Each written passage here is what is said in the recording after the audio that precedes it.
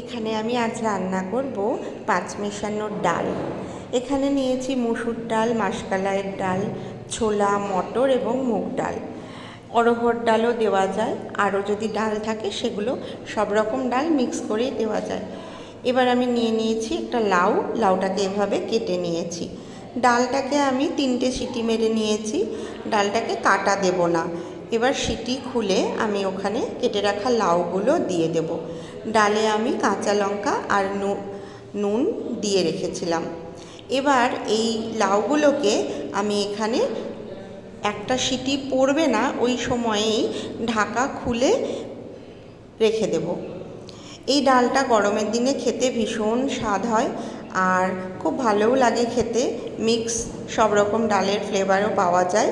এবার আমি দেখে নেব লাউটা সেদ্ধও হয়ে গেছে। কড়াইতে সর্ষের তেল দিয়ে একটা তেজপাতা এবং গোটা শুকনো লঙ্কা ফোড়নে দিয়ে দেব, আর দিয়ে দেব 5 ফোড়ন।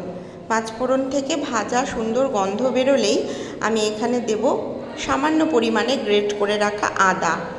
আদাটা দিয়ে একটু আদা ভাজা ভাজা গন্ধ বেরোলেই আমি এর মধ্যে ডালটাকে ঢেলে দেব। যারা নিরামিষ দিনে এটাকে রান্না করে খেতে চায়, অপূর্ব স্বাদ হয় আর ভীষণ ভীষণ ভালো খেতে হয়। এবার আমি ডালটা ফুটে উঠলেই নামিয়ে রাখবো। ওপর থেকে ধনেপাতা কুচি ছড়িয়ে গরম গরম ভাতের সাথে পরিবেশন করব। কেমন লাগছে আমার রেসিপিগুলো অবশ্যই কমেন্ট করে জানাবেন। যারা আমার প্রোফাইলে নতুন তাদের আমার প্রোফাইলে ফলো অপশানটা দিয়ে রাখবেন আরও নতুন নতুন রান্নার ভিডিও দেখার জন্য। আর অবশ্যই ভালো থাকবেন, সুস্থ থাকবেন।